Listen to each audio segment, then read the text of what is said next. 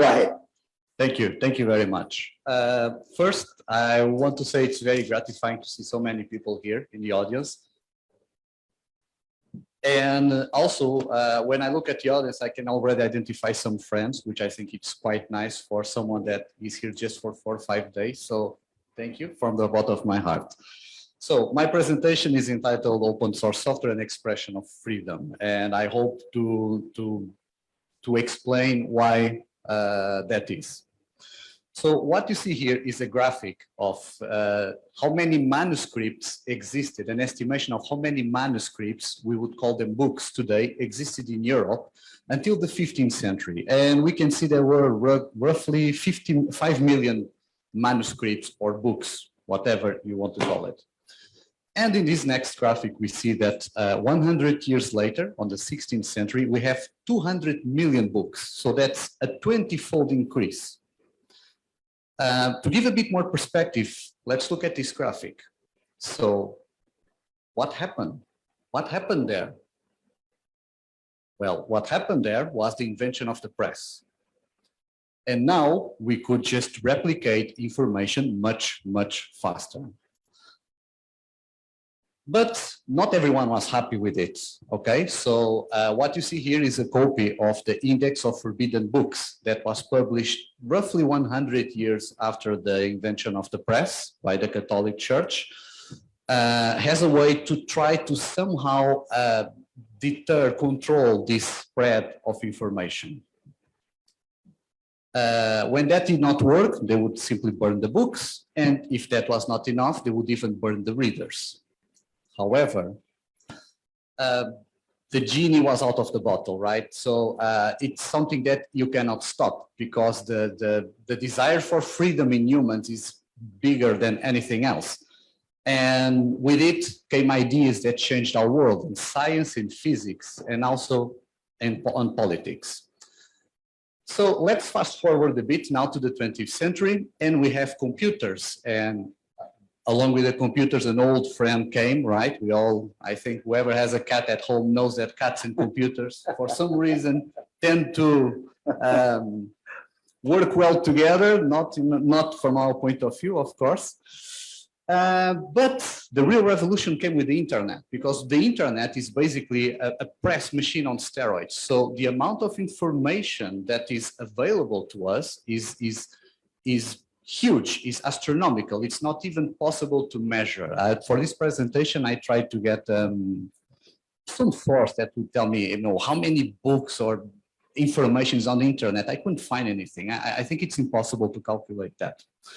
But the challenge is, so we have all this information, what are we going to do with it, right? Because if we don't do anything with it, well, then it's not worth it, right? It's not of use for anyone. So the challenge is how to transform this information, these oceans of information, into knowledge, into something we can use. So how can we get the data that is on these servers and on these books, and we can transform it into knowledge, into information on which we can base our decisions. And that's where open source comes in, because software is essentially a tool for information. If you don't have information, software is useless. So software is something that operates on some kind of information, on some piece of information. And if you use open software, you are totally sovereign. What happened? You have full sovereignty over your data. That is a very important key idea, and I hope that it becomes clear why that is. I hope we can all agree that from information we can build knowledge, and only from knowledge we can build actions, right? We need to know what is going on in order to base our actions. I think I'm touching the cable and somehow, okay, sorry about that. So if we want to have an impact, of course, we need to have information. And if we need software to produce that information, if the tool that is producing that knowledge is open and free, that will facilitate the societal impact, that will amplify the impact that your work is having on society. So I'm talking about open software and how does it mean freedom, but it is important to understand exactly what is open source software. And open source software is based on 4 fundamental freedoms. The first freedom is the freedom to use the program however you wish. That is the first freedom. The second freedom is to be free to study how the program works and modify it if needed to better fit specific needs that you might have. The third freedom is the freedom to distribute freely among others and spread the word.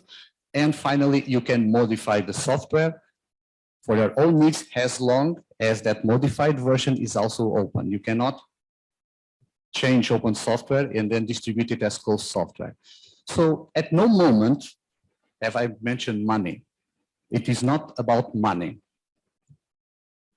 This is not about money. I think this is very important to understand, okay? So what makes the software open is not the fact that it's free, although that is not neglectable, and that is the entry point for the open source software for many of us, is that it doesn't come with a price. But that is not the most important thing. The most important thing are these 4 freedoms. And you might argue, well, I'm not a developer and I don't know how to program. Well, that's okay, that's fine, but that's like saying you don't care about freedom of expression because you have nothing to say. So these are important and fundamental freedoms that you have. Now, let's talk about a specific example, and of course, that specific example would have to be, obviously, IDeAMap Sudan. So what you see here is a constellation of open source products that were used at some point during IDeAMap's project, and I'm pretty sure I'm not including some of them, that they are not here. So trainings were conducted using open source software. The people that were trained in turn gave trainings to others. And what happens at the end is that you end up with a data portal, but more important than the data portal is this. This is the most important thing, is that one idea, one piece of knowledge spreads to a certain amount of people, which are the 9 initial trainers. Let me call them our 9 knights, so to say. And our 9 knights, in turn, gave trainings to others. And those others, in turn, who knows what they are going to do? They are free to do whatever they want with this knowledge. Okay, this is the most important thing for me, from my point of view. This is the most important thing. Okay, and at no point was software a barrier to achieve this. This is very important to understand. Okay. Now, talking about practical things. So this is the big picture, and now I'm going to try to zoom in a bit to give you a bit more of an insight on how to actually use open software and bring it into your lives. So how can you contribute? You can contribute obviously by developing codes to it. You can implement it yourself if you are a developer, if you have those skills. If you don't have those skills, you can hire someone to implement that. Of course, I understand that not all of us have money in the pocket to hire a developer, but this message here is special for institutions. It is important that our institutions and government institutions get actively involved in open source software, and that they don't just use it. If they need something, the ministry needs something, hire someone to implement that functionality for you. Don't go pay a license, okay? So, because then you keep in control of all your information and all your data flow. The second form you can contribute, if you're not a developer, you can help to write the documentation. Because one of the weaknesses of open source software, I would say, is that because the developing is so fast, because everyone can contribute, that there are a lot of functionality that is implemented but has no documentation. So, and that can be a problem, and that is something where, you know, everyone that can type and has a computer could help with that. Or you can simply translate it into your own language. So we've mentioned QGIS. I don't know what is the status of the Arabic translation for QGIS. Maybe it is complete, maybe it is not, maybe it needs revision. There's an idea of how you can contribute. Are you an experienced user? Help others, share, help them. Understand that when you start learning something, it is not easy. Oh, 10 minutes, that's fine, that's good. This one, very important. If you are making, this is very important. If you are making money with open source software, and that's fine, and that's encouraged, and there's nothing wrong with making money with open source software. It's actually a good sign. So let's say that you have some kind of business. You have a consultancy business, for example, and you use a lot of open source software in your business. Consider making a donation in money to that project, because although you are not paying the software, it has costs. It is free for you, but it doesn't come without costs. There are all sorts of costs into it. And it is, of course, of your best interest that that software keeps developing and maturing. Since you are making money using it, it is of your best interest that the software keeps growing. So there's another nice attitude you can have about it.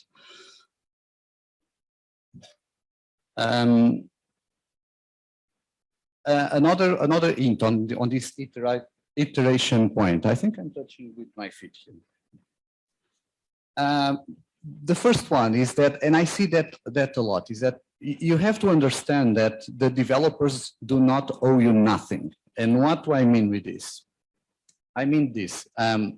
It's okay if you contact the community or the developers and you say, I think this feature is not nice. I think it could be better in this way or that way. And that is always welcome. Another thing is to just go there and complain and nag about your frustrations and say that, oh, I don't like this, it doesn't work. I mean, that doesn't help. And no one owes you anything, okay? So please understand that. Do you need help? You're stuck. You don't know how to progress. You don't know how to do something that you need to have done. Well, usually if it is a large community, and QGIS is a reference in this area, of course, but there are other projects that have well-developed and large communities. There are mailing lists, there are dedicated forums where you can write, where you can pose your questions and your doubts, and most of the times someone will come to help you. Important, did you find a bug, a problem? When you found a bug, what do? You don't go to the mailing list, you're not going to nag, it doesn't work. No, you report the bug. You say that there is a problem. Look, I think this is not working properly, because if the developers, if the community don't know there is a problem, it will continue unfixed. Maybe you were the first one to stumble upon it. Do you have ideas on how to improve it? Share it, discuss it in a mailing list, see what is the receptivity for that idea, and if possible, try to volunteer to contribute to the implementation of this feature. And this does not mean necessarily to write code. It could simply, for example, write a good description of what the functionality should look like, so that the developers that are going to grab your idea have a crystal clear idea of what is the idea and how is it going to improve the software. Finally, you're stuck. No one could help you. You couldn't fix your problem. You couldn't find receptivity for your idea. Well, you can always hire a developer to implement that. Again, this is a message more to the organizations and to the government. I think this is important to have this culture that all these pieces of software that we use every day, it's not a mushroom. It doesn't come out of nothing. There are people committing work and hours of that. So if we want to continue to enjoy these products, if you want to continue to have them always at hand, we really need to create this culture that we need to contribute actively for them instead of running to buy whatever. Finally, respect the license. And this has to do with ethical use of open source software. So you can use the open software for anything you wish. You can make money with it, no problem. What you cannot do is to develop functionalities or a derived software based on that code and then sell it as that software was your own. That is extremely unethical, and it's really a no-go.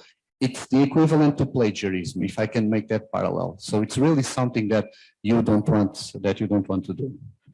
Now, so all this comes to collaboration, right? And I think this is the right opportunity and the right place and the right audience to challenge you something. So if open software gives you more freedom, more power, more sovereignty over your data, and all of it is based on the idea of collaboration, why not launch here the seminal idea of launching the Open Geospatial Consortium of Sudan, Sudanese chapter, and the QGIS user group of Sudan. And my contribution is suggesting a logo, but I bet there are much more talented people here to have logos. So consider this as a seminal moment to have an association of open source software users for GIS in Sudan, so that the community can grow and that you can share all your experiences. Because I could see from the questions from the audience that some of you are quite knowledgeable about these things of GIS and open source software, and you could very well have this foundational moment for this association. So here is my challenge. Feel free to use these logos or use something better. Finally, oh, thank you. And finally, common misconceptions. Open software is against proprietary software. No, it's not against proprietary software. It's an alternative way of interacting with software. So it's not, and there are situations where proprietary software might be the best option, mind you. Open software is more difficult and more complicated than proprietary software. Well, that doesn't depend if the software is open or closed. It really depends on the maturity, how well developed it is, and essentially for how long it is along. Because if a piece of software is along for 20 years, it builds up on a lot of user input. If a software is created just 6 months ago, it will probably be more complicated.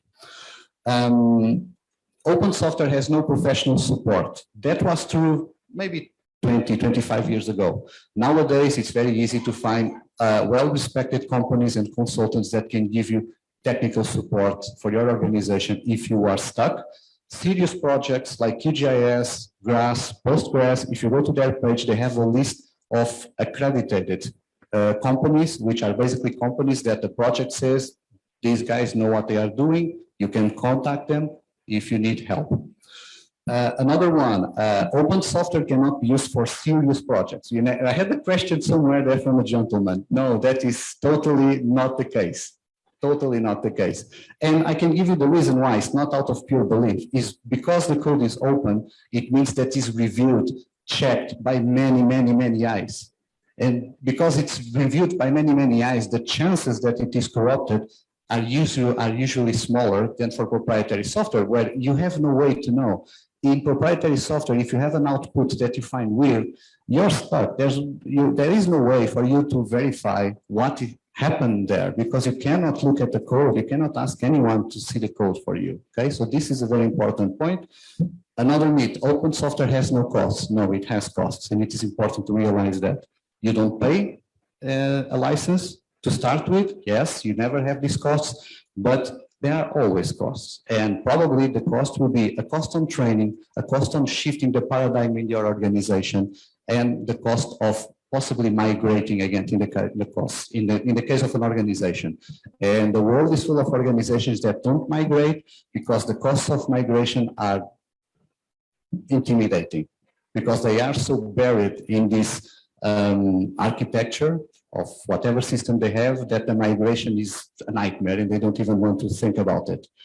Final myth. Data that I produce with open source has to be open. No.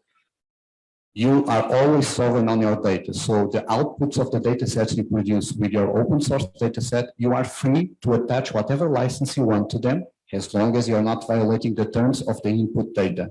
So just because the software open, that does not mean that the data also has to be open. That is always your choice. And finally, and this would be my last statement for this lecture, and this would be if I had to resume my lecture to one sentence, this would be the sentence: when humans are free to create and collaborate, they thrive. So let software be the embodiment of this idea. Let software be a realization of this perspective. So this is a perspective that my appeal to you is that we all work always having this in mind, okay? Thank you for your attention.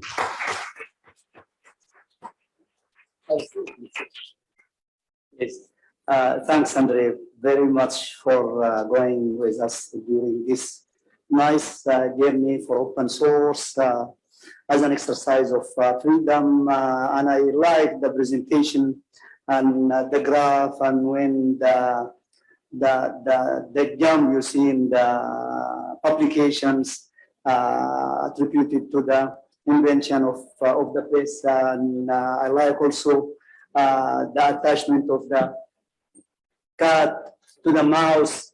And you mentioned that the internet played and the technology played an important role in letting us to have a lot of information. And also you mentioned in a very good way the data, information, knowledge, wisdom, you see, just pyramid, if I can say. And also about the open source can play a good role in freeing the information as well. And you link that also to the IDeAMap Sudan, which you relied also on open source. I see the same idea for the Sudan geoportal. It is an open source from the software QGIS up to the open layers and the browsers as well. I think the same you see idea. And also the call for the institutions to be involved. And if I can take just 2 or 3 things, the first things for our researchers and practitioners to take from Andre the call for following the translation of QGIS in Arabic. If it is not complete, of how you can contribute to that, this is like one of the things. And also the place in OSGeo Sudan chapter is an area so that you can. But actually, I think in Sudanese culture we have the same. I don't know how to translate that, but actually we say يعني الرخيص برخصته ودورك مغصته والغالي بغلاته ودورك حالاته. We need to revisit this. You see Sudanese, yeah. But actually, if I can translate, it's like from our Sudanese, if I can say proverbs, we say that if something is of high price, you will enjoy it. And if it is like of very low price, if you suffer, don't complain to anybody. You see, if I can translate, I'm not sure if I translated it the right way, but this is like the meaning. Thanks for that, and I think this is like a good call from Andre to change the perceptions that we have about open sources, and I think we can have